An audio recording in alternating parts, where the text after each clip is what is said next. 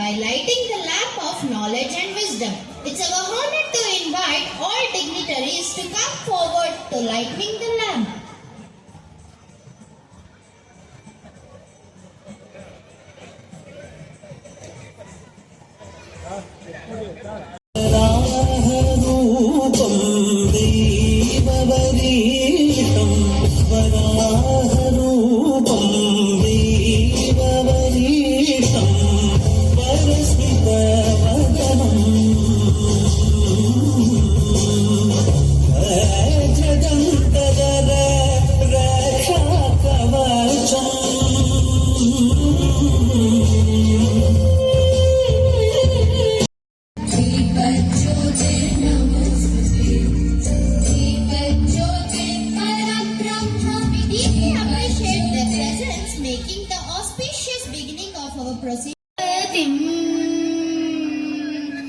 महागणपतिं मनसा स्मरामि महागणपतिं मनसा स्मरामि वसिष्ठदेवदिवन्दित महागणपतिं ಯಾವುದೇ ಪ್ರತಿಫಲವನ್ನು ನಿರೀಕ್ಷಿಸಬೇಡಿ.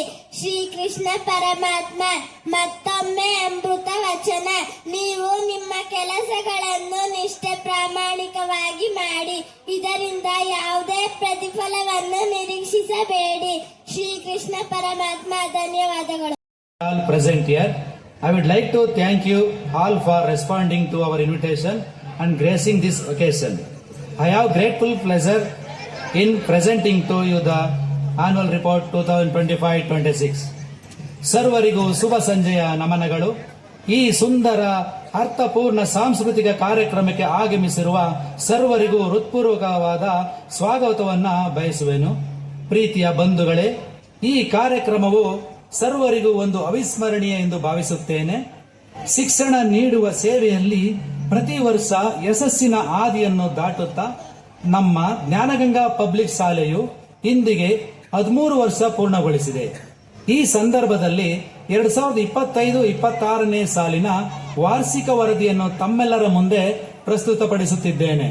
2023-24 ಹಾಗೂ 2024-25ನೇ ಸಾಲಿನ SSLC ಪರೀಕ್ಷೆಯಲ್ಲಿ ನಮ್ಮ ಶಾಲೆಗೆ 100ಕ್ಕೆ 100 ಫಲಿತಾಂಶ ಬಂದಿರುವ ವಿಚಾರವನ್ನು ಈ ಪ್ರಸ್ತುತ ಸಮಯದಲ್ಲಿ ಹಂಚಿಕೊಳ್ಳಲು ಇಚ್ಛಿಸುತ್ತೇನೆ.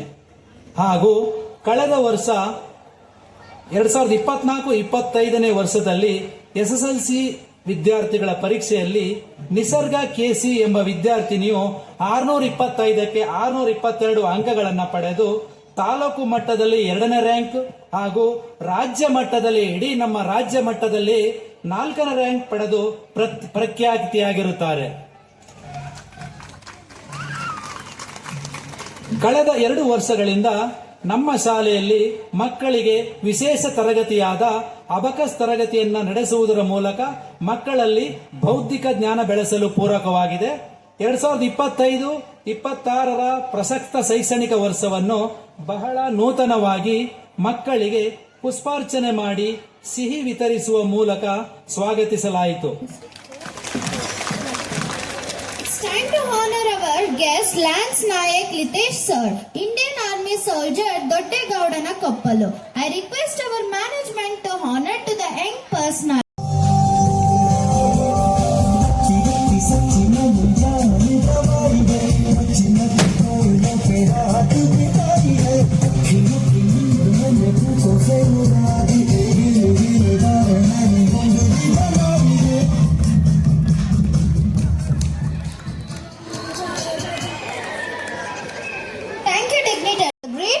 To welcome our guest Litesh sir to address the audience.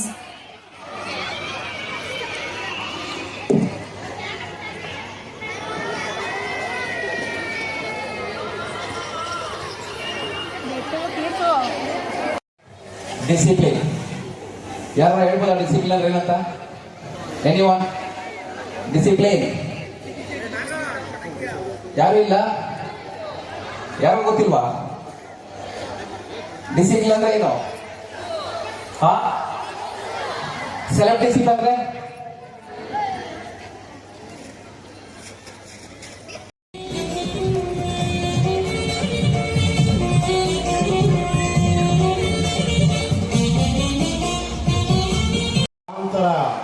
ಶಿಷ್ಯ ಕೋಟಿ ವೃಂದಕ್ಕೆ ಅವರು ಗುರುಳಾಗಿರ್ತಕ್ಕಂಥದ್ದು. ಸುಮಾರು 30 ವರ್ಷಕ್ಕೂ ಹೆಚ್ಚು ಕಾಲ ಶಿಕ್ಷಕ ವೃತ್ತಿಯನ್ನು, ಒಂದು ಉಪನ್ಯಾಸಕ ವೃತ್ತಿಯನ್ನು ಮಾಡಿ ಲಕ್ಷಾಂತರ ಜನ ಶಿಷ್ಯ ವೃತ್ತಿಗೆ ಒಂದು ಗೌರವವನ್ನು ಕೊಡ್ತಕ್ಕಂಥವರು. ಲಕ್ಷಾಂತರ ಜನ ಅವರ ಬೆಳಕಿನಲ್ಲಿ ಇವತ್ತು ಜೀವನವನ್ನು ಸಾಗಿಸ್ತಾ ಇರ್ತಕ್ಕಂಥದ್ದು. ಈ ಭಾಗದಲ್ಲಿ ಬಿ ಎಲ್ ಸ್ವಾಮಿಗೌಡರು, BNS ಅಂತ ಹೇಳಿದ್ರೆ ಒಂದು ಅನ್ವರ್ಥ ನಾಮ. ಆ ಹೆಸರಿನಿಂದ ಪ್ರಖ್ಯಾತಿ ಪಡೆದಿರ್ತಕ್ಕಂಥ ಬಿ ಎಲ್ ಸ್ವಾಮಿಗೌಡರು ಇವತ್ತು ರಿಟೈರ್ಡ್ ಆಗಿ ನಿವೃತ್ತಿ ಜೀವನವನ್ನು ಮಾಡ್ತಾ ಇದ್ದಾರೆ. ಅವರು ಈ ಸಂಸ್ಥೆ ಉದ್ಭವ ಆಗೋದಕ್ಕೂ ಅವರೇ ಮೂಲ ಕಾರಣ, ಅವರೇ ಸ್ಫೂರ್ತಿ. ಅವರು ನನಗಲ್ಲ, ಇಲ್ಲಿ ಸೇರಿರ್ತಕ್ಕಂಥ ಸಾವಿರಾರು ಜನ ವಿದ್ಯಾರ್ಥಿಗಳಿಗೆ ಒಂದು ಗುರುತನವನ್ನು ಕೊಟ್ಟು ಒಂದು ವಿದ್ಯಾರ್ಥಿ ಜೀವನದಲ್ಲಿ ಒಂದು ಬೆಳಕನ್ನು ಕೊಟ್ಟಂಥ ಗುರುಗಳು. ಅವರು ಕೂಡ ಒಂದು ವೇದಿಕೆನ ಹಂಚ್ಕೊಂಡು ಕಟ್ಟಿ ಬೆಳೆಸ್ತಕ್ಕಂಥದ್ದು ಅಷ್ಟು ಸುಲಭವಾದ ಮಾತಲ್ಲ. 2012ಕ್ಕಿಂತ ಮುಂಚೆ ತಿರುಗಾರು ಸುತ್ತಮುತ್ತಲಿನ ಭಾಗದಲ್ಲಿ ಶಿಕ್ಷಣದಲ್ಲಿ ಒಂದು ಒಳ್ಳೆ ಪೊಟೆನ್ಷಿಯಲ್ ಇತ್ತು. ನಮ್ಮ ಜ್ಞಾನಗಂಗಾ ಶಿಕ್ಷಣ ಸಂಸ್ಥೆ ಪ್ರಾರಂಭ ಆಗೋದಕ್ಕಿಂತ ಮುಂಚೆ ಇಡೀ ಸುತ್ತಮುತ್ತ ಹಳ್ಳಿಯಲ್ಲಿ ಯಾವ ಒಂದು ಶಾಲೆಯ ಒಂದು ವೆಹಿಕಲ್ ಕೂಡ ಇರಲಿಲ್ಲ. ನಾವು ಹತ್ತಿರದಾಗ ಗಮನಿಸಿದ್ದೀವಿ. ನಾವೆಲ್ಲ ಸಮಾನ ಮನಸ್ಸರು ಈ ಶಾಲೆಯನ್ನು ಪ್ರಾರಂಭ ಮಾಡಬೇಕಾದ್ರೆ ಅದೇ ಮೂಲ ಕಾರಣ. ಇಡೀ 30-35 ಹಳ್ಳಿ ಏನು ಬರ್ತದೆ ನಮ್ಮ ಸುತ್ತಮುತ್ತ ಹಳ್ಳಿಯಲ್ಲಿ ಒಂದು ಶಾಲೆಯು ಕೂಡ ಒಂದು ಸಾರಿಗೆ ವ್ಯವಸ್ಥೆಯನ್ನು ಮಕ್ಕಳಿಗೆ ಮಾಡಿಕೊಟ್ಟಿರಲಿಲ್ಲ. ಪ್ರಪ್ರಥಮ ಬಾರಿಗೆ ಜ್ಞಾನಗಂಗಾ ಶಿಕ್ಷಣ ಸಂಸ್ಥೆ ಸಾರಿಗೆ ವ್ಯವಸ್ಥೆಯನ್ನು ಮಕ್ಕಳಿಗೆ ಮಾಡಿದ ನಂತರದಲ್ಲಿ ಎಲ್ಲ ಶಾಲೆಗಳು ಈ ಒಂದು ಸೇವೆಯನ್ನು ಕೊಟ್ಟಿದ್ದು. ಹಾಗಾಗಿ ಈ ಭಾಗದಲ್ಲಿ ಒಂದು ಸಾರಿಗೆ ವ್ಯವಸ್ಥೆಯನ್ನು ಕೊಟ್ಟಂಥ ಮೊಟ್ಟ ಮೊದಲ ಕೀರ್ತಿ ಜ್ಞಾನಗಂಗಾ ಶಿಕ್ಷಣ ಸಂಸ್ಥೆಗೆ ಸೇರ್ತಕ್ಕಂಥದ್ದು. ಅದೇ ರೀತಿ ನೀವು ಗೊತ್ತಿರ್ಬೋದು, 2023-24 ಸಾಲಿನಲ್ಲಿ 24-25 ಸಾಲಿನಲ್ಲಿ 100% SLCಯನ್ನು ಪಾಸ್ ಮಾಡಿ ತೇರ್ಗಡೆಯನ್ನು ಪಡ್ಕೊಂಡಂಥ ಮಳವಳ್ಳಿ ತಾಲೂಕಿನ ಕೇವಲ 2 ಶಾಲೆಗಳಲ್ಲಿ ನಮ್ಮ ಜ್ಞಾನಗಂಗಾ ಶಿಕ್ಷಣ ಕೂಡ ಒಂದು. ಇಡೀ ಮಳವಳ್ಳಿ ತಾಲೂಕಲ್ಲಿ 2 ಶಾಲೆ 100% ಬಂದದ್ದು. ಅದು ನಮ್ಮ ಶಾಲೆ ಒಂದು ಹೇಳ್ಕೊಳ್ಳೋಕ್ಕೂ ಕೂಡ ನಮಗೊಂದು ಹೆಮ್ಮೆ ಆಗುತ್ತೆ. ಕರ್ನಾಟಕದಲ್ಲೇ 3ನೇ ರ್ಯಾಂಕು 4ನೇ ರ್ಯಾಂಕು ತೆಗೆದುಕೊಂಡು ಇಡೀ ಜ್ಞಾನಗಂಗಾ ಶಿಕ್ಷಣ ಸಂಸ್ಥೆಗೆ, ಒಂದು ಸಮಾಜಕ್ಕೆ, ತಾಲೂಕಿಗೆ, ಜಿಲ್ಲೆಗೆ ಅವ್ರು ಎತ್ತಂಥ ಪೋಷಕರಿಗೆ ಒಂದು ಒಳ್ಳೆಯ ನೇಮನ್ನು ತಂದುಕೊಟ್ಟವರು. ಯಾಕೆ ಇವತ್ತು ಯಾರು ದಡ್ಡರಲ್ಲ, ಎಲ್ಲರೂ ಕೂಡ ಬುದ್ಧಿವಂತರು.